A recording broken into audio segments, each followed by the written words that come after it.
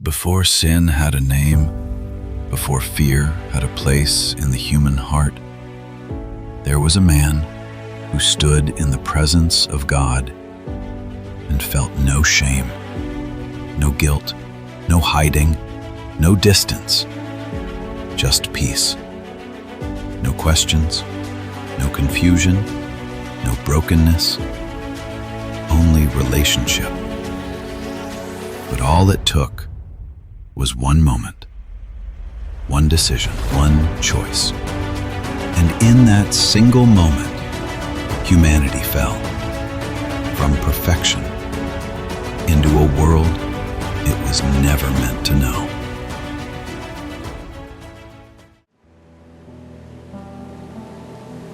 In the beginning, everything was good. Not just good, perfect. The earth was untouched, unbroken, alive with beauty beyond imagination. No decay, no suffering, no death. Every detail intentional. Every part complete. And from the dust of that ground, God formed a man. Not by accident, not by chance, not by evolution of time, but by design, carefully, intentionally. And then God breathed, life entered dust, and Adam became alive. Can you imagine that moment? The first breath, filling lungs that had never breathed, the first heartbeat echoing through a body newly formed, the first sight of a world untouched by sin. Adam did not search for meaning. He began with it. He did not discover God. He knew him immediately. He walked with him, spoke with him, lived in his presence. This was not ritual. This was not religion. This was relationship. Adam was not created without purpose.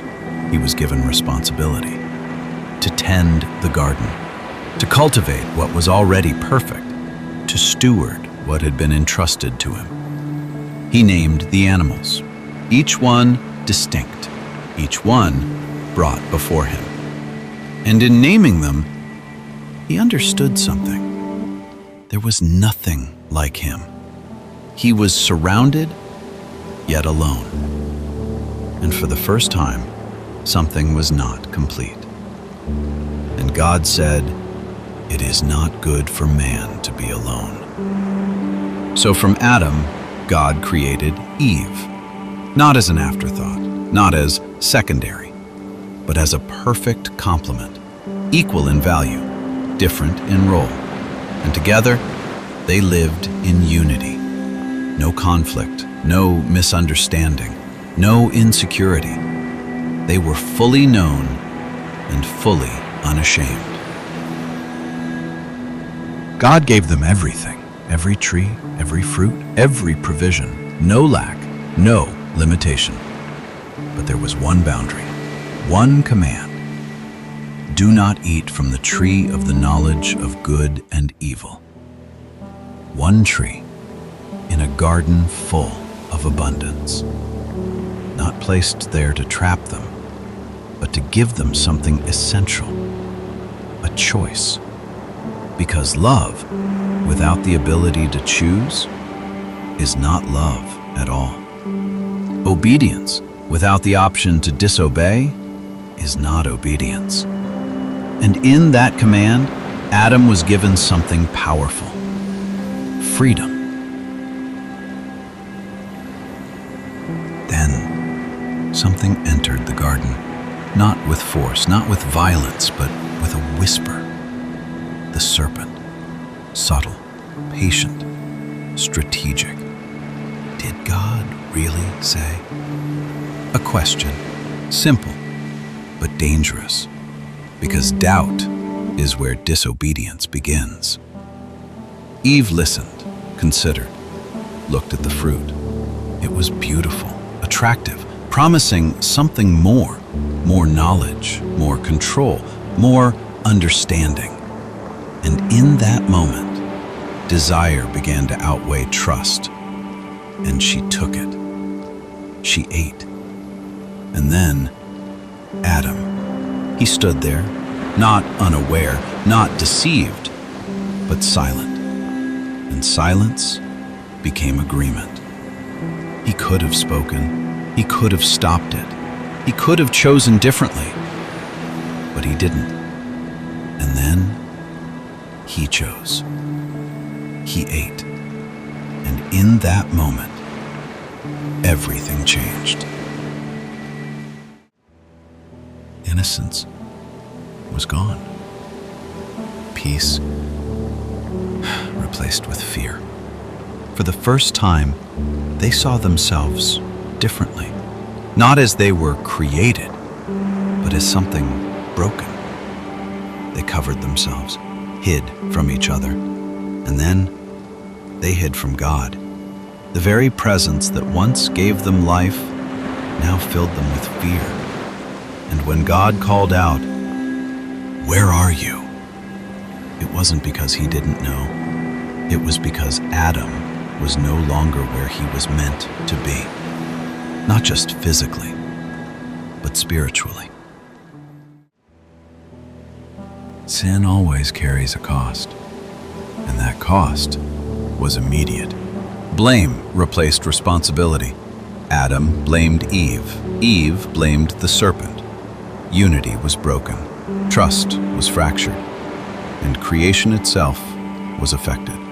The ground would now resist. Work would become labor. Pain would enter life. And death became part of the human story.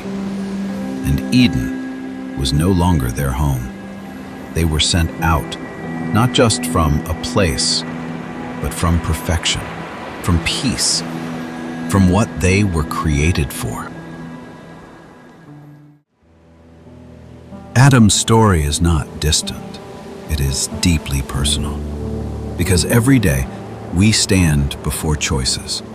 Not a tree in a garden, but moments in our lives. Moments where we know what is right and still feel the pull to choose otherwise. We justify, we delay, we convince ourselves it won't matter, but it always does. And like Adam, we feel the weight, the distance, the consequences. But here is the truth. God still calls out, "Where are you?" Not to expose, but to invite. Not to condemn, but to restore.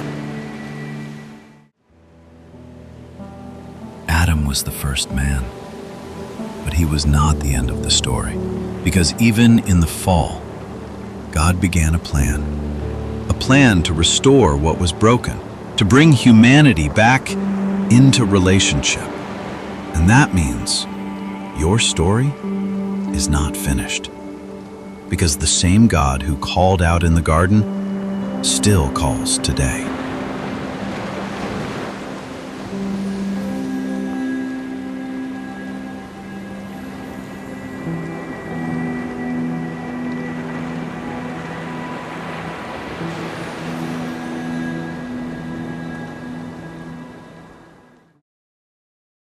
Sin had entered the world, but it wasn't finished, because what began in a garden would soon grow in the human heart, and the first place it would show was between two brothers. If this story spoke to you, consider subscribing and walk with us through the lives of those who shaped history through faith, failure, and redemption.